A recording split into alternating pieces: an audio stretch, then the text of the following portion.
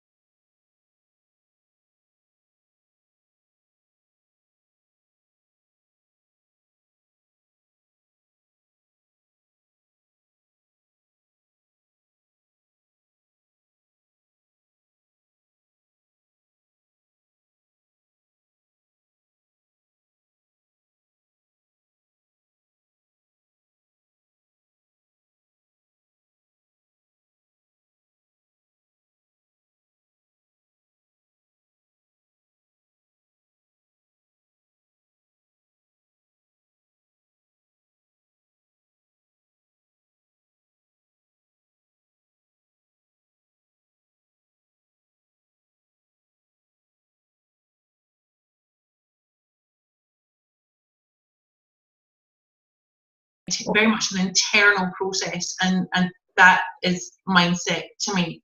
So thank you for highlighting that so elegantly. Well, and if I can tell you a bit about where like that fire for this, you know, just because it worked for you doesn't mean it'll work for me. It's probably one of the biggest drivers in the work that I do, and why I'm so determined to fight for the individual. Because really what I'm doing is I'm fighting for myself, right? Because I came into business through joining a network marketing company, and I still to this day think the company's awesome. But anyone who's had exposure to that industry will know that you're taught a formula and you're taught to do it the same way as your sponsor, the person who introduced you. Now, that's all well and good, but, you know, if we look through human design terms, I'm almost positive that my sponsor was a generator. Somebody has lots of work, like work drive, and can like put lots of work in and can have all these conversations with people, go to bed at 11 o'clock at night, wake up at 6 o'clock the next morning and do it all over again. And she's a gorgeous, loving woman. I love her to bits, but I couldn't keep that up. I couldn't do what she was doing. So I was trying to copy what she was doing and was not getting anywhere near the success that she was having, right? Which is really demoralizing. Yeah. And from there, after a few years there, I had shifted. I'd been invited into personal development circles, and I'd started going along to personal development events. And the number of times these personal and business development expert speakers from stage would go, this is how you run $1 million business, blah, blah, blah, blah, blah. And almost all of them would either be manifestors who can like start brand new things, break open new relationships, or they'd be one of the generator types with lots and lots of energy to put into business. And you hear the typical thing of like, yeah, just work 12-hour days for the first year or two and you'll be right. And it's like, but if I do that, I end up in hospital, right? So I'm trying to follow these examples of these predominantly men on stage who are completely different, like energetic makeup to me, and spending tens of thousands of dollars for the privilege of having them teach me what had worked for them, without any kind of check-in to go, is this right for Carolyn, right? So then that experience for me, I came out of that feeling really like disenfranchised and demoralized at people who were teaching and coaching and speaking, which is something that I knew I wanted to do. But I went, I'm never doing that to somebody else because I don't want to take, even as my business grows and grows in terms of financial success, I don't want to look at the person in front of me and go, well, because this worked for Carolyn, it must work for Lorraine. It's like, no. There are certain things that are the same, you know, like, yes, we still have a brain. Yes, we still have an unconscious mind. Yes, it still plays some of the same tricks in some of the same ways. You know, if we want to talk about beliefs that get in the way, absolutely. Those things are still the same. But does Lorraine hold the same unconscious beliefs that Carolyn holds? Nope. Does Lorraine show up with the same patterns? Nope.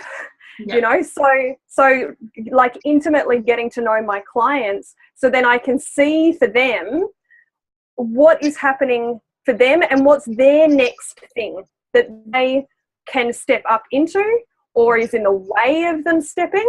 That's what I'm interested in. And I have to thank these beautiful men who were doing the best job that they knew how, but thought that that was through taking their success and telling the rest of us to be like them. And it's like, hell no, I'm not playing that game. That's fantastic. I love your passion, and it's so true. But I need to just come back a little bit, because you mentioned a couple of terms as you were describing that process and how you see it and translate it, that some people might not be familiar with. Now, I am not wanting to put you in the human design box. However, you did make mention of human design, and you also made mention of manifestors and generators. Could you just take just 2 minutes to very succinctly tell us what human design is and why you're so passionate about it, and maybe where people can go to get more information? Awesome. Yes, I totally can. And you're right. It's like, of the tools I have in my toolbox, it's definitely one of my favorite, and it's been a big part of my own shift and journey to get to where I am. So human design is basically an in-depth profiling tool that helps human beings to understand how they're different to other people. And it was such a light bulb moment for me to go, oh my gosh, I'm different to these men on stage who taught me how to do business. Crap. No wonder what they taught me didn't work for me. Got it. Right? Now, it brings together several sciences and several ancient spiritual wisdoms, including like the Chinese I Ching, the Kabbalah tree of life, Western astrology, the Hindu chakra system, quantum mechanics, like a whole bunch of stuff all together. And basically what it allows somebody to do is to jump on any number of the websites that give you access to a free chart. And we can put a link in there. The one I find easiest to use is humandesignamerica.com. And if you put a /chart on the end, you go straight to where you can get your free chart. There are lots, but that's the one I find easiest. And basically, by putting in your date of birth, time of birth, and location of birth, the software automatically does all of those complicated like calculations for you, and it spits out a chart that looks like hieroglyphics. Now, the focus of my work, the focus of my work for the last sort of year or so has been very much around helping people to understand and interpreting people's charts for them, and looking at the basics. Now, the very first thing you look at on the chart is something called type, which is your energy field or aura type. Same thing. Science calls it energy field. Spiritual world calls it aura. Same thing. You have a big bubble of energy around you that interacts and plays with other people. And most people don't realize it, because 99.999% of people can't see the energy field of another person, right? So science tells us it's there. The spiritual world tells us it's there. Most of us can't see it. But the type talks to which kind of how your energy field behaves, I guess is the easiest way to say it. So my type is called a projector. So I am designed to focus on one person and see really deeply into them, which is amazing for the kind of coaching work I do. And that's why we can have these really deep, substantial conversations. You know, we know from working with you that you're a generator, and generators and manifesting generators together make up the majority of the population at about 68%. And you guys have lots of work energy, which we don't really have, right? So that's why I couldn't, build a business where I'm working long hours, because it'll literally kill me, right? Whereas even though I don't want you, Lorraine, to work 12 hours a day, you can work 8 or 9 hours a day, 5 or 6 days a week over a period of time. And as long as it's work that feels good for you, brings you satisfaction, then you can still stay healthy in that process. Yeah. And thank you for explaining that there are these differences. And I am a fan of human design. I'm not going to justify the skeptics who say, how on earth does that, knowing where you were born and your time of birth, how can that possibly spit out all this information? Do you know what? I'm not going to go there. I'm not going to ask you to go there. I've worked with you on my human design type, and it's worked really well for me. So if it's something you're interested in, then go and find out more. If it's something you want to debunk, go and do that. But to be honest, that's fine. But yeah, thank you for just explaining that there are these different types, and how you saw yourself as being very different to those people who are dictating a blueprint for success. Yeah, totally. Yeah, absolutely. Cool. So let's not dwell too much on that, because I know there's way more than the human design component to Caroline. But do tell me about the work that you're currently doing and who it benefits most. I know that you've talked about working predominantly with women and women in business. Is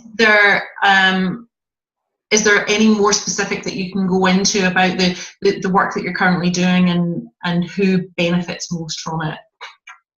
So I'd say if I was to tell you who exactly my ideal client is, somebody who I can, to me, when we look at ideal clients, to be somebody who I can really be myself and really share what I teach the way that I like to teach it. And so predominantly she is a woman, she is in business. She sees that she wants to make a change in the world. Like, she wants to improve humanity while she's here. And Lorraine, and this is really important, she goes, for me to change that thing on the outside, I realize I need to change this thing on the inside, right? So there's a high degree of personal responsibility, and it makes her highly coachable, which means I can call bullshit on stuff, and she'll be like, oh, am I doing that? Oh, damn it. Okay, now what do I do about that, right? Because I will often see things in clients they don't see for themselves, other people don't see, other people have never told them, and it's the next one thing that they need to step through, move through, break through in order to become the woman that they say they want to be. So it's very much that, oh, this thing on the outside sucks, or I want to change it, or I want to improve it, and I know the outside is a reflection of me on the inside, so let me change me. So she has that kind of desire to change the world, and realization that it's a personal responsibility journey. But she's also highly spiritually aware. So I can have conversations about the universe, God, divine, etc., which I do all the time.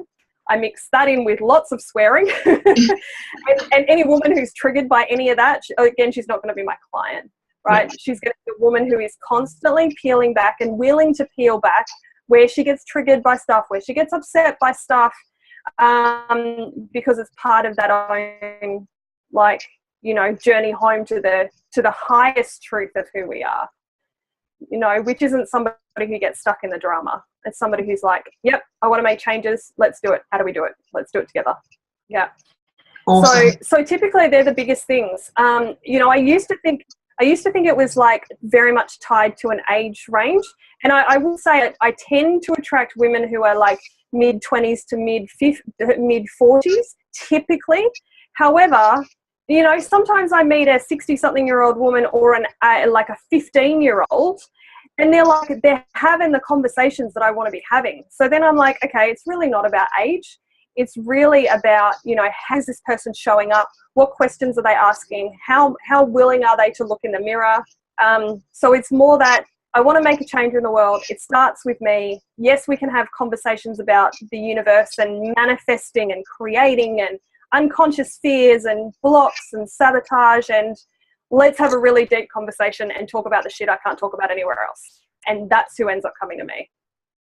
Fantastic. I mean, it's not for the faint-hearted. I have to say, but the rewards are great, and anyone who's willing to delve into that internal work, I really acknowledge, because it's tough. It's tough to reach out and get someone to help you and say, you know, do you know what, I want to work on me.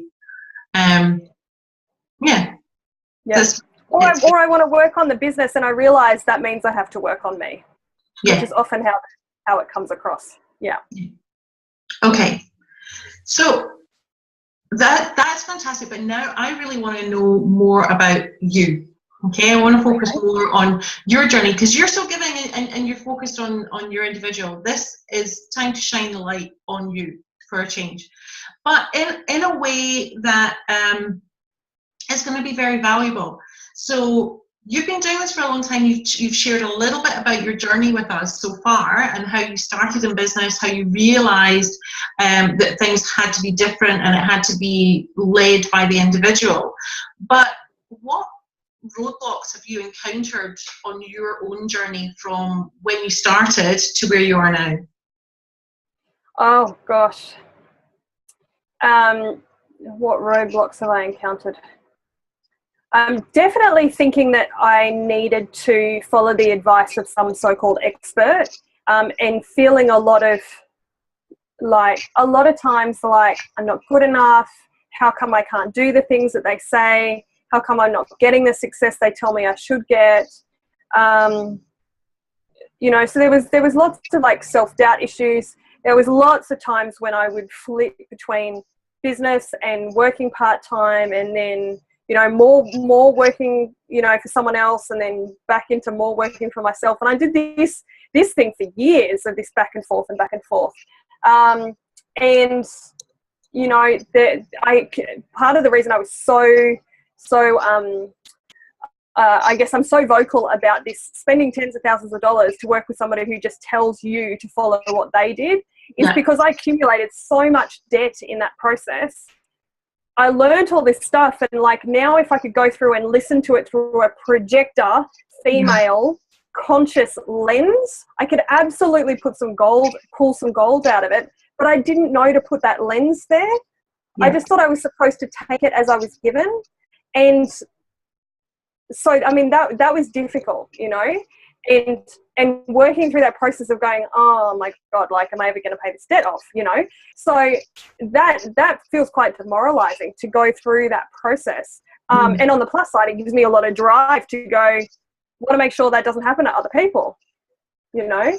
But other roadblocks, there's been times when I've got sick, like last year and I realized that the way I had my business set up meant that there were people who wanted to learn from me, but I didn't have the system set up so that they could still be learning from me without needing Caroline. We're just losing a little bit of the video here, so I'm trying to, I don't want to stop this conversation because I want to keep the flow going. So it's very interesting to me that even with your insights and your knowledge, there's a very similar story that I've heard many times before, where the inner work has to be done first before we can learn the steps, the process, the blueprint. We can't apply that onto no foundation of knowing oneself, of knowing oneself's truth. Oh, totally. I think that has to come first. You have to know who you are, so that then as you learn from other teachers, you can check in with what's true for you. It's like the most important gift I can give any woman is to help her better understand herself.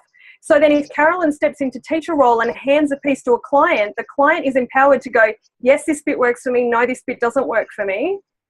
And is really confident in her knowing of self and her own decision-making process. That's why I spend the easiest way to describe what I do, really, even though at times there's times when I'm teaching stuff about marketing and sales, at the end of the day, underpinning all of that is personal development for women in business, conscious women in business, because they have to know themselves in order to be able to, as you said, the foundation. Without that foundation, we can go build a whole business. I mean, Ariana Huffington is one amazing example. She's a projector like myself, right? Which means she really doesn't have the drive long term to be able to build a massive business. But she did. She followed what she'd been taught by other people, and it almost killed her. I mean, her most famous story is like waking up in a puddle of her own blood because she just had this massive, I think it was like a brain hemorrhage or something, right? Mm-hmm. She had such a massive physical collapse. Perfect example of a projector trying to follow the strategy of a generator or a manifesting generator. You just can't do it long term. It kills you, right? So it's like, well, wouldn't it be nice to know that before you start building something really big that's not true for you? And Yeah. it doesn't mean that, you know, like one of the other types can't build a really big business, but shit, let's get the foundation right first. So then it's being built in a way that's sustainable, that feels joyful, that feels amazing, that's in line with your truth. So then every day when you go to work on your business, it just feels freaking awesome. Yes, and you talk about ease and flow, and how by setting that foundation, by knowing that truth, it doesn't matter what you're building, it will feel easy and it will flow. Yeah. Yeah, and I love that, because I think, you know, again, it's breaking down that sense of, you know, you've got to push through, push. Well, push doesn't work for the vast majority of us. You know, actually, when we're in a state of ease and flow, that's where we have our greatest successes and we take our biggest leaps, not when we push. Yeah, and I think that's a really, really powerful lesson. And I actually want to say, I don't think that any of us are really designed to push. I think our flow looks differently depending on who we are. Mm. So if you look at the flow of, say, a manifestor, which is one of the other human design types that I had mentioned briefly and I didn't explain, they're designed to start things. They're designed to go knock on a door and open a brand new conversation. But that's not pushing. That's just their flow. Their flow is to get a ball rolling, right? The flow of a generator like you is like, well, hang on, I can do lots of work today, right? But that's your flow. Now, to me, it looks like push, but you're in your flow. Yeah. You know, when I go and dive really deep into some really hairy conversations, that might look like push for someone else, but that's just what my flow looks like. So I think actually if we come back feeling, how does it feel in the body? We're always looking for where's the flow? Does it feel really good? Does it feel really light? You know, and then really there doesn't need to be any push at all. That's absolutely true. Yeah, absolutely true, and beautifully described, as I knew you would. That's great. So, thank you for sharing all of that, and thank you for sharing so much insight and just making us all feel that we are individuals, and know that we're individuals, and that we are exactly where we need to be. But what advice would you give to someone who might be watching this and looking at you and looking up to you and going, oh my God, Caroline knows so much, she's so insightful, I really wish I was more like Caroline. What advice would you give someone who's maybe looking up to you right now? I would like turn them around and get them to look in a mirror and say all the same things to themselves that they're saying to me. Right? And I would want to encourage them to identify what are the things that they see in me that they feel like they don't have, and then go and look for all of the places that they do have it. You know, maybe there is something that they see in me that they want to do more of. Great. So maybe they just need some tools to be able to do more of those things for themselves. But there's something inside me that either they don't see they have in them, or they want to be doing and being more of, but I want them to do and be more of that in their way, right? And also a recognition that it's like, this is a journey, you know? So I've done like years and years and years of deep work and like lots of reflection. And typical projector, I don't do stuff half-assed. I like dive so much deeper than most people, right? And just because I do it that way doesn't mean that Lorraine or anyone else who's watching this is supposed to do it that way, you know? So actually, I'd be encouraging this woman to like, look at how far she's already come. How can she love herself more? how can she be grateful to herself? You know, and I mean, I definitely have, you know, past clients and students and people who read my writing. I write really vulnerable, you know, sharing online, and people who will go, oh my gosh, that's amazing, you know, I love your work, thank you so much. And I absolutely love to be in a state of receiving and go, yep, thank you for the love you're sending, thank you for the gratitude you're sending. It's like I did do a lot of, you know, like my own personal battles and challenges to get to where I am, and I'm grateful to receive that. But at the point where I can see that somebody's putting themselves lower than me, I'm like, like that's not on. Look in the mirror, fall in love with you, so then all of the wonderful things you would say to me, you can say to yourself. That's fantastic. So if somebody is watching this and going, I want that so bad, but I need help to get there, because the thought of looking in the mirror and saying all those amazing things to myself is just too hard and too scary, which sadly is the case for far too many of us. Yeah. How do they connect with you? The best thing to do is to jump on the website, which is carolinesouthwell.com, and I'll let you put it in the show notes so you can see like correct spelling for that.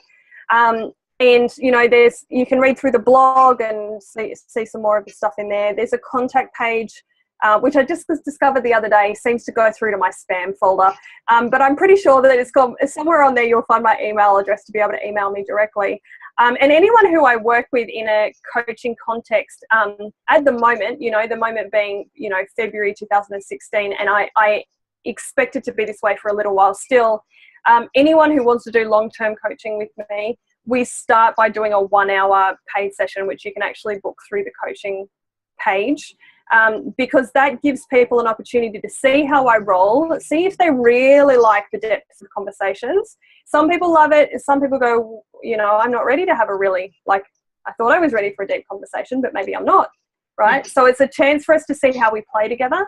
And then if we both love how we play together, then from there I tailor make a coaching package based on their needs, their time, their budget, you know, all of those sorts of things. So then it gives me scope to be able to do intense work in a short period of time if that's what somebody needs, or, you know, for some people it's just to be able to have some accountability to be able to do the work that we set as action items, but for a much longer period of time. So I love that flexibility. And of course, you know, I'm on Facebook, LinkedIn, a bunch of other social media spaces. And if people are jumping on Facebook, to go to facebook.com/carolinesouthwell.com, because that's the page. And that's the business space to be able to connect with me there. Cool. We'll definitely have links on the page to all of the ways to connect with you. And yes, I have had those deep conversations with you, and I've thoroughly enjoyed them. You certainly opened my eyes to some new things, and I've found my ease and flow a whole lot easier. So it's definitely valuable, and I would recommend connecting with you for sure.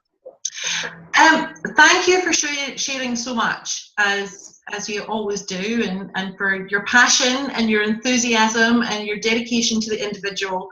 I absolutely love it. It's been an absolute joy and thrill to have you join me in this series. Any parting comments that you'd like to share? You know, be yourself, because you're already amazing. And then like write that and stick it all over the house so you see it every day. Because, you know, like as Dr. Seuss reminds us, it's like there's no point in being anybody else. You know, you're here to be yourself.